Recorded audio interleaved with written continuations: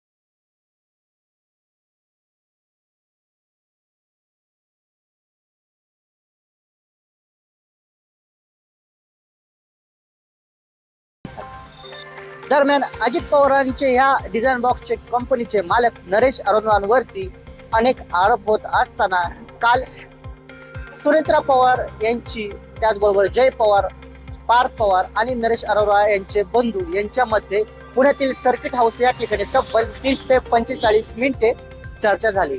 या चर्चेमध्ये नक्की काय झालं, कॉन्ट्रॅक्ट वाचवण्यासंदर्भात काही चर्चा झाली का, आणि रोहित पवारांनी आरोप जे काही केले त्यामध्ये काही तथ्य आहे का, त्याबाबत काही त्यांनी त्या ठिकाणी खुलासा केला का, याबाबत कुठलीही माहिती समोर आली नाही. मात्र सुनेत्रा पवार यांच्या शपथविधी वेळी अचानक गायब झालेले नरेश अरोरा काल अचानक पुण्यातल्या सुनेत्रा पवार या ज्या ठिकाणी बैठक घेत होत्या त्या सर्किट हाऊस या ठिकाणी दाखल झाले आणि चर्चेला मोठं उदाहरण आलंय. त्यामुळे एकूणच काय नरेश अरोरा यांच्यावरती होत असलेले आरोप आणि रोहित पवार याबाबत अन्य काही माहिती समोर आणणार का, आणि नरेश पवार यांचं कॉन्ट्रॅक्ट पुन्हा राहणार की खरंच जाणार हे पाहणं देखील आता तितकंच महत्वाचं असतं. दोन राष्ट्रवादी काँग्रेसच्या विलिनीकरणाच्या मुद्द्यावरनं आता छगन भुजबळांनी थेट भूमिकाच मांडली आहे. दोन राष्ट्रवादी विलिनीकरणाची इतकी घाई का? जर विलिनीकरण व्हायचं असेल तर उद्या होईल किंवा काही महिन्यांनी होईल, त्याची इतकी चर्चा कशाला, अशा स्वरूपाची भूमिका मांडल्याने आता वेगळीच चर्चा रंगलेली आहे. अजित पवार यांच्या निधनानंतर राष्ट्रवादी काँग्रेसच्या विलिनीकरणाबाबतची चर्चांना वेग आला. सगळ्यात महत्त्वाची गोष्ट म्हणजे विलिनीकरणासंदर्भात कोणताही प्रस्ताव आलेला नाही. हा प्रस्ताव आल्यानंतरनं त्यावर चर्चा केली जाईल असं छगन भुजबळांनी म्हटलंय. या सगळ्या चर्चांमध्ये छगन भुजबळांनी सुद्धा उडी घेतल्याचं दिसून येतं. रोज विलिनीकरणाची चर्चा काय गरजेची आहे? विलिनीकरण करायचं असेल तर आज करता येईल किंवा महिन्याभराने देखील करता येईल, त्याची घाई कुणाला आहे असं म्हटलं आहे भुजबळ यांनी. विलिनीकरणाची घाई करणं बरोबर नाही, सगळ्यांशी चर्चा करूनच त्याची एक प्रक्रिया ठरवावी लागेल असंही भुजबळांनी म्हटलंय. विलिनीकरणाच्या प्रक्रियेला विरोध कुणीच केलेला नाही, पण थेट समर्थन देखील राष्ट्रवादी काँग्रेसच्या अजित पवार गटाच्या वतीने करण्यात आलेलं नाही. या विलिनीकरणाचा मुद्दा फक्त शरद पवारांच्या गटाच्या विविध नेत्यांनी माध्यमांमध्ये उपस्थित केलेला आहे.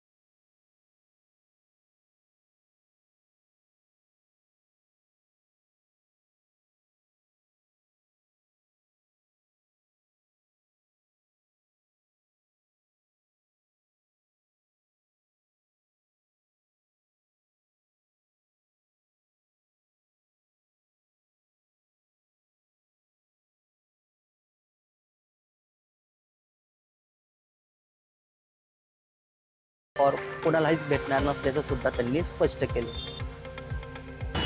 मुंबईत सुरू असलेल्या मेट्रो कामाच्या दरम्यानचा सुरक्षेचा मुद्दा जो आहे तो ऐरणीवरती आलेला आहे. मुलुंड पश्चिम इथल्या LBS मार्गावर सुरू असलेल्या मेट्रो 4च्या कामादरम्यान मोठा स्लॅबचा भाग जो आहे तो चालत्या गाड्यांवरती कोसळल्याची धक्कादायक घटना समोर आलेली आहे.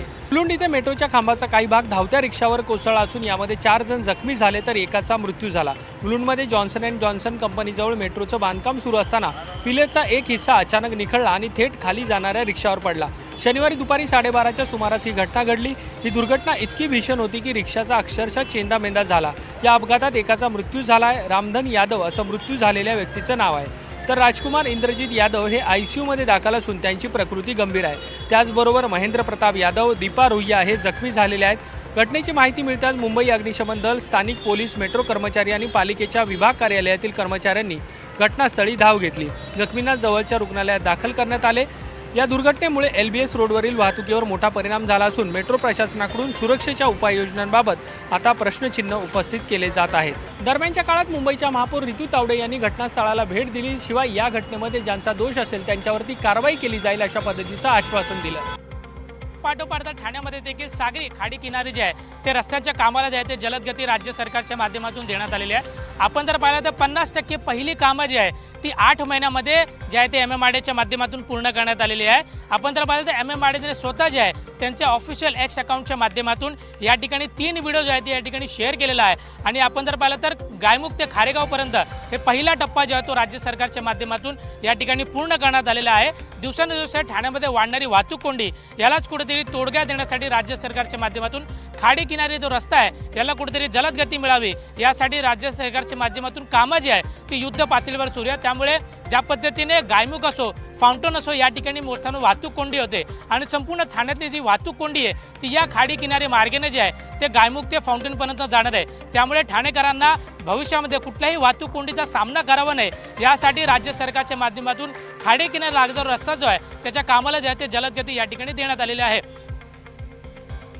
आपल्या सर्जनशील आणि आगळ्या वेगळ्या गाण्यापासून प्रसिद्ध असणारे AR रहमान पुन्हा एकदा चर्चेच्या केंद्रस्थानी आहे। आपण जर पाहिलं तर AR रहमान यांनी ज्या पद्धतीने वक्तव्य केलं होतं की पॉवर शिफ्टिंग आणि राजकारणामुळे कुठेतरी 8 वर्षामध्ये जे आहे ती या ठिकाणी माझी कामं जी आहे ती कमी झाली होती आणि याचमुळे कुठेतरी चांगला जो आहे तो समाचार या ठिकाणी AR रहमान यांचा अनेक नेत्यांनी घेताना आपल्याला दिसून आला होता। परंतु AR रहमान यांनी स्पष्ट केलेलं आहे की माझ्या वक्तव्याला कुठेतरी चुकीच्या पद्धतीने घेण्यात आला। जर कोणाची जी भावना दुखावली असेल ती मी दिलगिरी देखील व्यक्त करून त्यामुळे एक समस्या त्यांची संपली नसती तरी दुसरी समस्या या ठिकाणी पुन्हा एकदा उपस्थित झालेली आहे। ज्या पद्धतीने AR रहमानवरती पुन्हा एकदा आरोप करण्यात आलेला आहे की पद्मश्री फयाज वासुफुद्दीन डागर यांचा रचनेचा काही भाग जो आहे तो AR रहमान यांनी आपल्या संगीतमध्ये उपयोग केला आणि यालाच कुठेतरी वासुफुद्दीन डागर यांनी जे आहे ते सुप्रीम कोर्टामध्ये चॅलेंज केला आणि सुप्रीम कोर्टाच्या डायरेक्शननुसार आपण जर पाहिलं तर AR रहमान यांना जे आहे ते वासुफुद्दीन डागर यांचा जो रचना चोरलेला आहे त्याचा श्रेय जे आहे ते वासुफुद्दीन डागर यांना द्यावा लागेल आणि याचमुळे कुठेतरी 20 फेब्रुवारीला पुन्हा एकदा याची सुनावणी जी आहे ती पार पडणार आहे। जर वासुफुद्दीन डागर यांनी ही रचना लिहिली नसली असती तर AR रहमान यांना कुठं आहे भेटला असता असं या ठिकाणी जे न्यायालयाने स्पष्ट केलेलं आहे। त्यामुळे 20 तारखेला कशा पद्धतीने निकाल जो आहे तो समोर येणार तेच पाहणं महत्त्वाचं ठरणार आहे। भारत आणि श्रीलंकेत रंगलेल्या ICC T20 वर्ल्ड कप स्पर्धेला अवघे 7 दिवस झालेत तरी ही स्पर्धा रंगल्याचं चित्र आपल्याला पाहायला मिळतंय। आतापर्यंत 21 सामने पार पडले पण अजून एकही संघाने सुपर 8चे अधिकृत तिकीट मिळवलेले नाही आणि एकाही संघाचे अधिकृत एलिमिनेशन झालेले नाही। पण 7 दिवसांत 7 संघांच्या अशा जवळजवळ मावळल्या आहेत। भारत आणि पाकिस्तानसह Sri Lanka, Zimbabwe, West Indies, New Zealand आणि दक्षिण आफ्रिका यांनी त्यांचे सुरुवातीचे दोन्ही सामने जिंकले आहेत आणि सुपर 8मध्ये स्थान मिळवण्यासाठी त्यांना प्रबळ दावेदार मानलं जात आहे। दरम्यान इंग्लंड आणि ऑस्ट्रेलियाने प्रत्येकी एक सामना गमावला आहे आणि त्यांच्या गटातील पहिल्या 2 मध्ये स्थान मिळवण्यास अपयशी ठरलेत। जरी त्यांचे अद्याप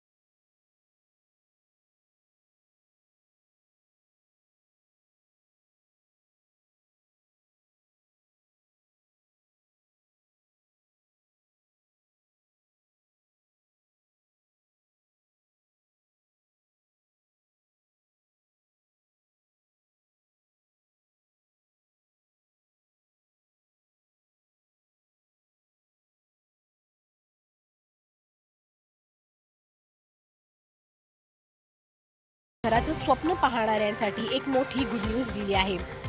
म्हाडाच्या मुंबई मंडळानं 2026 मध्ये किमान 5000 घरांची सोडत काढण्याची तयारी पूर्ण केली आहे। याची जाहिरात मार्च अखेर किंवा एप्रिलच्या सुरुवातीला प्रसिद्ध होण्याची शक्यता आहे। 2025 मध्ये नवीन घरांचा साठा उपलब्ध नसल्यामुळे म्हाडाला सोडत काढता आली नव्हती। ही कसर भरून काढण्यासाठी मंडळाने यंदा निर्माणाधीन घरांचाही एक प्रक्रियेत समावेश करण्याचा महत्त्वपूर्ण निर्णय घेतला आहे. यामध्ये गोरेगावची पत्रा चाळ, विक्रोळी आणि सायनमधील प्रतीक्षानगर येथील प्रकल्पांचा प्रामुख्याने समावेश आहे. जरी या घरांची सोडत आता निघणार असली तरी विजेत्यांना ताबा मिळवण्यासाठी 2027 ते 2029 पर्यंत वाट पाहावी लागणार आहे. या सोडतीचा मुख्य केंद्रबिंदू पत्रा चाळ पुनर्विकास प्रकल्प ठरणार आहे. येथे सुमारे 2500 घरं अल्प आणि मध्यम उत्पन्न गटासाठी उपलब्ध करून दिली जाणार आहेत. याशिवाय मागाठाणे येथील 20 मजली इमारतीत उच्च उत्पन्न गट